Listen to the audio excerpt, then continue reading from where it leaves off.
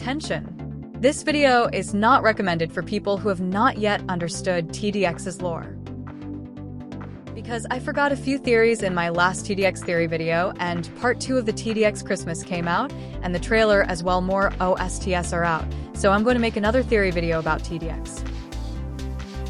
My first theory is that Exo Santa is an inspiration from Santabot. Because Dr. Xenon had worked at GDA and then was kicked out, I think that when Dr. Xenon thought about when she wanted to attack the GDA, she remembered Santabot. My second theory is about rogue ordinary cloning in the GDA theory. In short, he meant that a tower, for example Ranger, looks the same when you place him, and he always makes the same animation when he dies. I see two problems with the theory.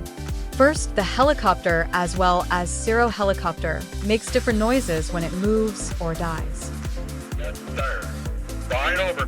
Moving to 2 steps. Air support on the way. Rotors and buggy. God. Secondly, Dr. Xenon says in the first cutscene that it was a costly victory. By that you mean big losses, and that doesn't make sense. Maybe she doesn't know that the GDA have cloning technology, but she's been working there for a long time, so it kind of doesn't make sense, and why would the GDA make propaganda to join it?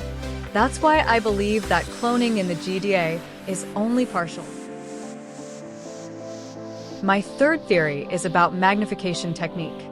Because the Eradicators are something like suits for humans, and if you compare the Eradicators with the humans, you can see that they are much bigger. And I believe that the Dr. Xenon magnification technique possesses that the stronger ones. You can also see in the cutscenes that an Eradicator helmet is the size of a human, so maybe it enlarges the people and suits. My fourth theory is if Frosty will return.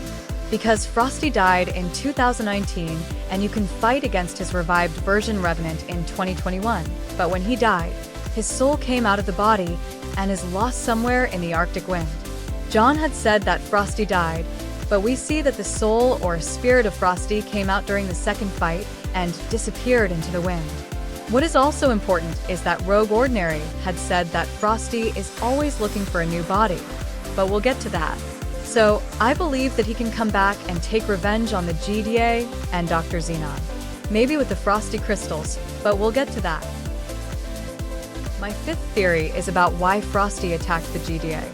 For example, the Awakened Calamity attacked because the GDA took the energy from them. Relic is working with GDA because they don't like the Calamity faction, but they don't like modern technology either. Maybe Frosty's army attacked the GDA because they might have built a military base in the Arctic and his territory was threatened, or they did the experiments with them. Because we know that the GDA have attacked other factions, for example Calamity. I mean Calamity because the Awakened were angry with the GDA, who used the Calamity Crystal. My sixth theory is about the theory of Null and who Dr. Xenon had meant in the second cutscene. Something that Advisor didn't want me to do. I was naive. I could have saved him, you know? But it doesn't matter anymore. The GDA is weak. I was weak! But I am not weak. I will have my vengeance, starting with you! Null meant that she might be an advisor or another person not yet named. Null might have meant Dr. J, because he appeared as J in Tower Battles Wave 000, 0000, as J like Dr. Mao. But Rogue Ordinary had theorized that she meant Commander by him, and that the Advisor had killed him. And I agree with him, because on the one hand it is important to know that the Advisor is not Commander, because the characters have different skin colors, and what would also be important is why Dr. Xenon became so successful in the GDA, because if working conditions were bad, she would have left earlier.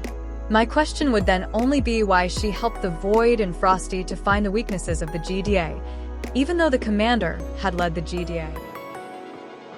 My seventh theory is about the theory I already touched on in the last video, namely about the Crystal of Frosty. I think that the Frosty Crystal is related to the Void, as I've said in other videos, because they have crystals and not a logo like Calamity and Relic. First, we know that the crystals behave Calamity.